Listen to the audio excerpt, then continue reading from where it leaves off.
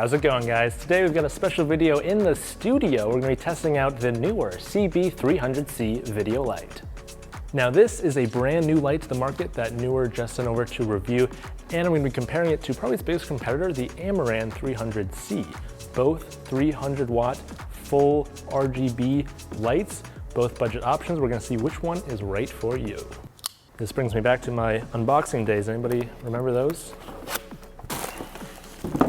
So this is the Amaran 300c case, which is basically glorified styrofoam with a couple little latches here, and it probably protects the light pretty well, but you're not going to look very professional showing up on set. As compared to this is more of the design of Aperture's bags, which Aperture is the parent company of Amaran. Amaran is like the budget version of Aperture, and this reminds me a lot of the build quality of Aperture lights, which in terms of the case is pretty nice. We'll open this guy up. All right, so here we have it, the 300c, and first impression, this feels very durable. Pop off the little protection cap right there, and there you have it. There's the front. It is a traditional Bowens mount, which means it'll work with basically all of your traditional light modifiers. Now, Neewer is really known for being more of a budget-friendly option for beginning filmmakers, but this, almost all metal design here compared to the Amaran, which is basically an all plastic design, this is looking pretty good. Nice solid grip up here, and this is the yoke, which actually feels very nice. Smooth, and it's got some teeth to lock down and hold your position nice and firm. Traditional baby pin mount on the bottom. It's kind of funny, they have a pretty big label here that says power with arrows pointing down here. I'm assuming that's your power switch. Also, there's a little clamp deal on the bottom. I'm thinking this is for an umbrella mount. If you remember, those are kind of an older style, but you have this rod with the umbrella and then the light is projecting backwards. I believe that is what this little hole clamp is for on the bottom. Bowens locks in very nice right there. Another thing I want to point out is this is the power for the Amaran 300c. It has an external power adapter, basically convert the AC to DC. This is the power cable for the Neewer 300c, which means that all that junk is neatly tidied into the body itself, so you don't have to deal with this dangling mess and cables get everywhere and it doesn't look very uniform. I appreciate their attention to detail. That also means it'll pack up much easier. Also, in the case, you get some documentation, the user manual, and information on the Neewer app. If you don't want to throw a softbox on, it comes with this little diffusion, and that softens the light just a little bit. Probably not what you want to use if you're using this as a key light. That's going to be still pretty hard, but to give it just a little bit of softness, nice to include. All right, so now for a few comparisons between these two guys. Starting out with the price. The Amaran is typically $569, but sometimes it will go on sale. For their holiday savings, it was $86 off, coming in at $483 on sale. In the broader scheme of film lights and what this is capable of doing, that price is very competitive. Now for the Neewer, the full price is $479. So that would be coming in at full price just under what this light is on sale. Now for the output on the Amaran with the reflector, its maximum at 1 meter away is 26,580 lux. For the Neewer, at 1 meter away with the reflector at 5600 Kelvin, maximum output is 29,600 lux. So that's about 3,000 lux brighter. Neewer also sells a high reflective reflector, it's kind of funny to say, which is sold separately, and with that higher reflective reflector, it's coming in at 65,300 lux at 1 meter, which is quite a bit more. On the Neewer, for the color temperature range, starting at 2,500 Kelvin on the low end, 7,500 on the high end. And for the Amaran, it's exactly the same, 2,500 on the low end, 75 on the high end. The Amaran has a CRI rating, which is the color rendering index, basically how accurate the light is, has a CRI rating of 95, which is decent. The Neewer has a CRI rating of 97 plus. The Amaran uses RGB LEDs, which is red, green, and blue, to make white, as well as all of the additional colors, whereas the Neewer actually uses RGB WW, so it has 2 additional white LEDs on the chip, and that basically provides an even higher quality of white light, and that is how they get such a high CRI value. Both have active cooling, a slightly different yoke method. This is more of a traditional yoke with points on either side, whereas this guy just has a single in the center, a little bit sleeker of a design on the Amaran. Since it is a little bit more compact, the Neewer is a little bit of a longer light. This is a bit more compact but wider. And then in terms of weight, the Amaran is a fair amount lighter because it's mostly a plastic design, whereas this is mostly a metal design. It's coming in a little bit heavier. All right, let's take these to the cyc wall and do some side-by-side comparisons.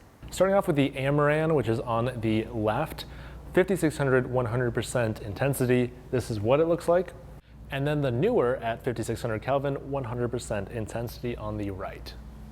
Here's the Neewer with plus 50 green tint at 5600 Kelvin, 100% intensity. And here's the Amaran with plus 1 green. They have a different naming convention there, but plus 1.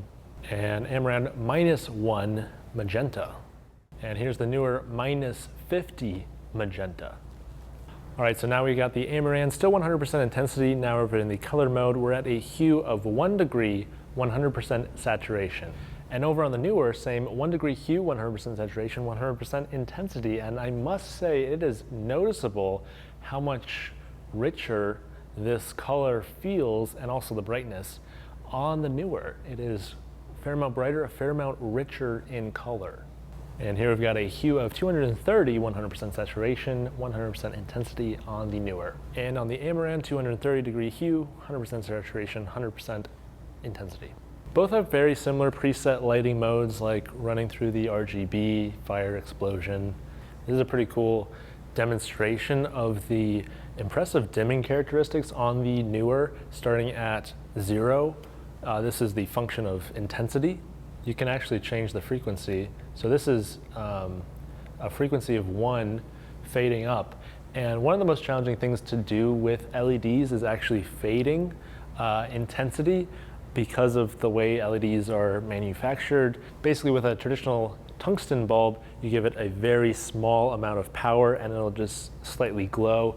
The more power you give it, the brighter it gets. So it's very easy to do that dimming function.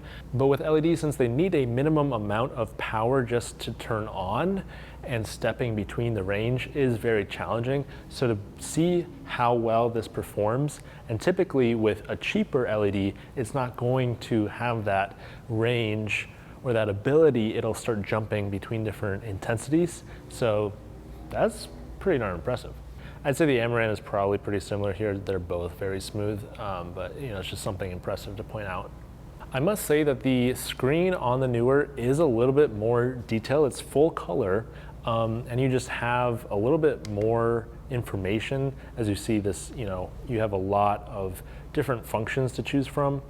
And having it be full color just makes it a little bit more user-friendly. Over on the Amaran, it's actually a pretty primitive screen. As you see, when you change between the different functions, it's just illuminating different parts of the screen. So like this always says CCT right there, that always says green magenta right there. Always have the intensity right there. They actually repurpose the numbers in the middle. So when you go to the color mode, you've got your hue and saturation that illuminate, and then that pops up over there, versus you've got your color temperature and green magenta on the CCT mode. Some people may like that simplicity where there's not a whole bunch of things that you could mess up, which I wouldn't necessarily say that you could mess things up over here, but diving into these different modes, if somebody were to get over on, this is kind of mimicking a bunch of different gels that are traditional. It's kind of fun to scroll through this, and it actually highlights by making that specific gel a little bit smaller. If someone were to get into one of these modes, they might be a little bit confused, but all you gotta do is press that mode button and it'll cycle you back to that screen that you're looking for. This also has a lock button, which you can press and hold that. It now shows a little lock on the bottom of the screen. As what I was saying earlier, if you have somebody who doesn't really know what they're doing, or if there's a potential of this being touched, you can lock it, and then none of the settings will change until you press and hold this again. It'll unlock the screen. You can manipulate it again. It is not a touchscreen for those wondering. You also have a bit of control over the fan. It says right in the top A, which means it's in auto mode. Push it again, C, constant mode, and then push it again and it is fan off, so it will be silent. As you can see, that actually dims the light if you're in silent mode. So you can actually see here as I cycle between the different modes, it adjusts the intensity of the light, which is just something to note that if you're using the silent mode, it'll bring your full intensity down. So here's 100% with auto fan. If we switch to constant fan, it dimmed it down a little bit. And if we go to fan off, it dimmed it down even more, but it's still showing 100% intensity, which is a little bit confusing. I wish they would just say, okay, you started at 100, but now that you're on no fan, now you're at 50% intensity or something like that. I almost feel like I'm being lied to a little bit because, oh, I'm at 100%. Well, it's not that bright. Change our fan to auto, much brighter. Interesting that when it's in constant, I would think constant still should have 100% peak output. So that's interesting that it doesn't. But the fan, I almost don't hear at all. Both of these have almost silent fans. So I'm just gonna leave it on auto and that should be good enough. All right, that's gonna wrap it up for this comparison between the Amaran 300C and the Neewer 300C. I have to say, I was pretty skeptical at the beginning because Neewer is not necessarily known as being a very high quality, high end company. It's mostly catered towards the budget-friendly beginner filmmaker, but I was blown away. This is a very impressive light, especially coming in under the sale price of this guy with some pretty impressive specs. They make this a tough choice to choose between these two lights. Now, another thing to mention is the aperture ecosystem, especially with the Sidus Link app. They've had a number of years to develop it and still has some quirks, but overall it's very useful because you can add all the Amaran lights as well as all the aperture lights all into one app and control them all from your phone or from an iPad very easily. And I believe Neewer is trying to do that with their app, and they haven't had as much time to develop it. And more often than not, people are gonna have aperture or Amaran lights already versus Neewer. But I could see people, if you are very budget conscious, switching out to just having Neewer and controlling that all through the app there. Otherwise, the buttons on the back work just great as well. Please subscribe if you've not already for more content like this. Thank you all for watching, and as always, don't forget to keep it pro.